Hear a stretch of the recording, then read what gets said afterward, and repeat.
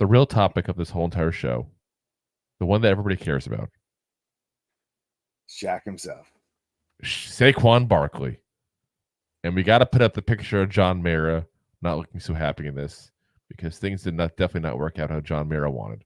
So at the beginning of the show, they talked about the impending Barkley decision. They actually re-showed that clip at the very end as well. They were analyzing free agents in January, talking about getting value. They stressed the value part. They talked about Zack Moss, Devin Singletary, Tony Pollard, DeAndre Swift, Josh Jacobs. They talked about all the big names that were out there at that point there.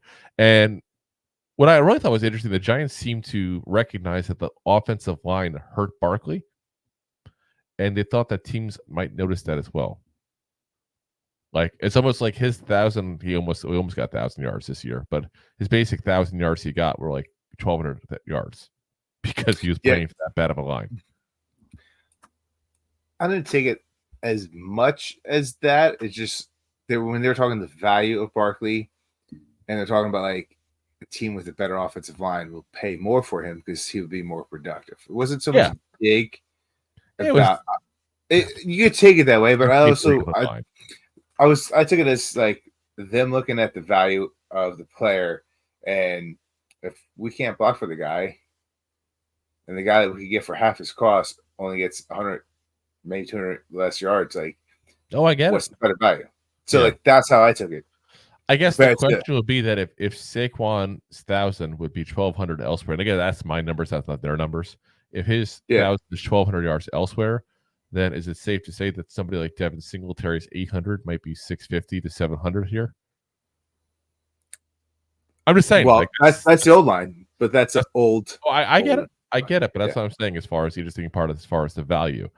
The big one, though, the big scene was Joe Schoen sitting down with John Mara and talking about how it doesn't make sense to franchise him. Then they discuss tagging him and then trading his rights. And Joe Schoen said, "What are we really gonna get?" Like, telling you, if I was Saquon, I would have taken that very personal. And this is why they don't like showing behind the scenes, because you could like Saquon as a person and take the business side of it and say something like that. And you're not wrong. Let me be very clear. Joe Schoen is not wrong for what he said. It's an honest evaluation of the situation. Correct. Like, what are they going to give you for a 27-year-old running back? They're going to have to pay top dollar the second they get him. Nothing. Here's a 5th-round pick. Enjoy. So, he then threw out a number of $7 million. There's a casual number. It wasn't like saying that's definitely the offer. But he basically said that he didn't want to disrespect him. Which I thought was nice. I thought it was nice. I thought it wasn't nice because you really think that Saquon's worth $7 million?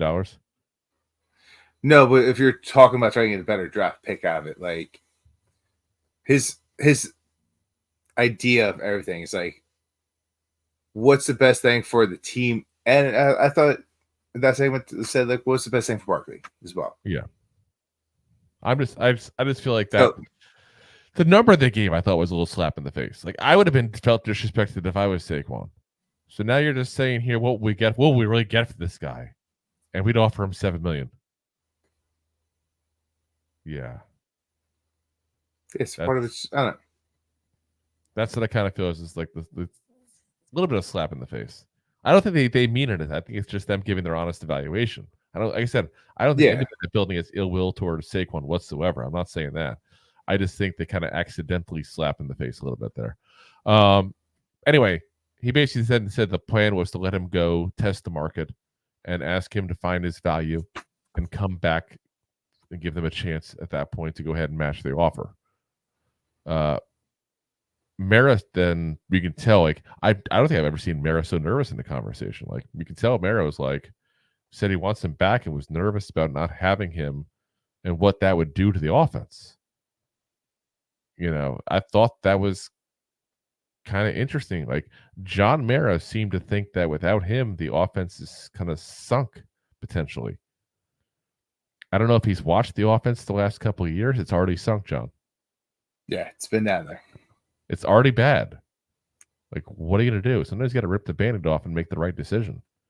I actually give Joe Schoen a lot of credit, even though I do think it was probably a little bit manufactured, the scene. But I do give him credit if that's how it went down. The real conversation, not the one they taped. Because I'm not wrong in this. They probably did tape some of this stuff like, after the fact. Like, let's recreate the scene now. You tell me you want to keep Saquon, I'll tell you no. Like, that's... I'm not wrong. You're even shaking her head. You don't want to admit it, but I'm right. I'm just thinking like scenes from The Boys. Like, oh, how real is this? That's basically what it is. I mean, all reality TV show is not real.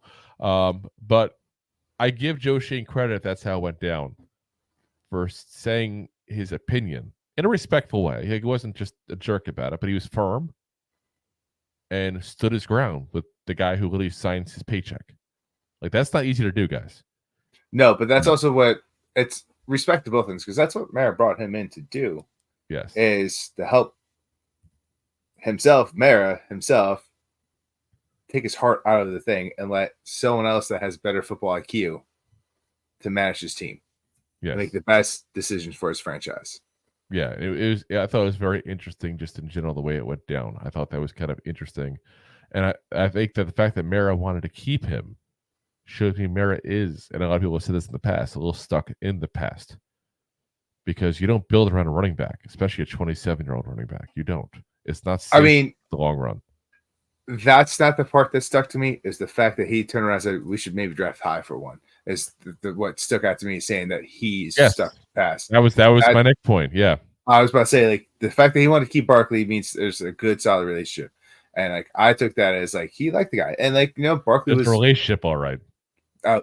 Jersey sales and Campbell Soups commercials, and I mean, again, but it worked both. Like Barkley it's easy worked to say well. It's not important when you're not the one collecting that money. Correct. So, once Mara turned around, and shame on me for not reading the notes, but once Mara turned around, it's like we should read high, like we should draft high receiver, as a running back, and change it around, but it's that the position. Yeah, like I said, it was very interesting because what he said basically is he wanted to draft one high, and then Joe Schoen says, or we can sign him, and mentions Singletary as a value, mentions Mixon as a draft candidate, which he did get cut eventually, and that with Barkley, Jacobs, Pollard, and Ekeler makes it a spot to get value in the second week of free agency, which is what they did. They waited to see who fell and got Devin Singletary in that second wave, so to speak, there. Smart move, I thought, overall. I still think it's a smart move. Then Joe Schoen has the meeting with the staff in mid-February, saying that franchising or trading him doesn't seem realistic. They basically understood the risk of letting him walk right off the bat, and they were discussing if somebody would pay him a lot given the crowded free agency running back class, which is a valid point. We all thought that was a valid point. There was a ton of good running backs in this class of free agents. Joe Schoen basically turned down the idea of a tag and trade due to the risk if they can't find a trade partner, which, again, kudos on him, because I agree with him. What were they going to get? Like, you're going to let this guy, you're going to try to hold on to this guy hoping to get a third-round pick? Fourth-round pick? Potentially tie up that much money in free agency? Smart move. I'm telling you right now, if they had done that, they probably don't get Brian Burns. No, not at all. And I'd rather have Brian Burns than a third or fourth-round draft pick. Call me crazy. Yeah. And I'm the guy who was complaining just last night about the contract. I was about to say, you were just complaining about it 2 nights ago. Or 2 nights ago, sorry, yeah. But here I am saying that. It's the truth. Not a good contract, but a whole lot better than overpaying for an aging running back. Anyway, they then talked about the price tag and his age, making it pretty obvious that he just didn't want him. And again, that's not a wrong move. I mean, I don't think it's not that they didn't want him. I think at the end of the day, what I took away from the very end of it was you just put a lot of money into 2 players this past year. Yep. One may or may not be the future.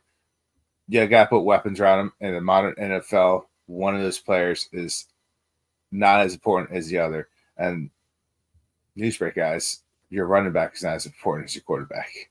Yeah. So, at the end of the day, like, they're trying to do what they can.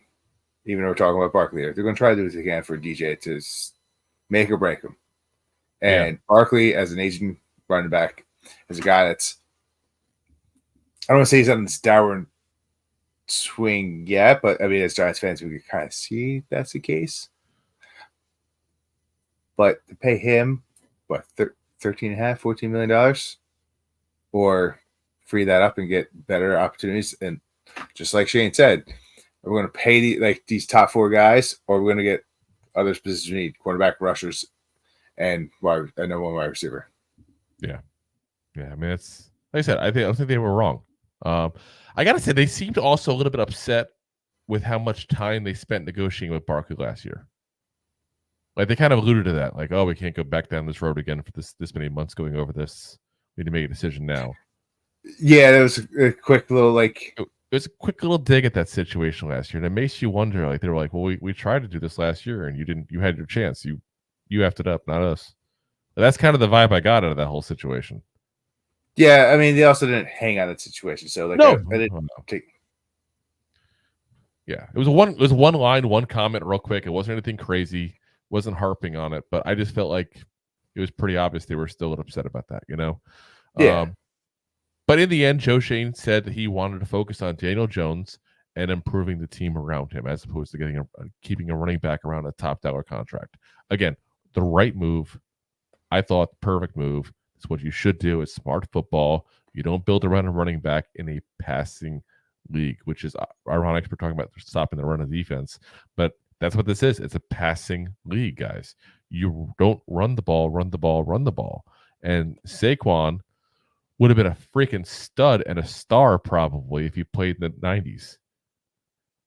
Oh, yeah. Assuming he could have stayed healthy. When teams built to do this, teams weren't built to run like he does. They're not.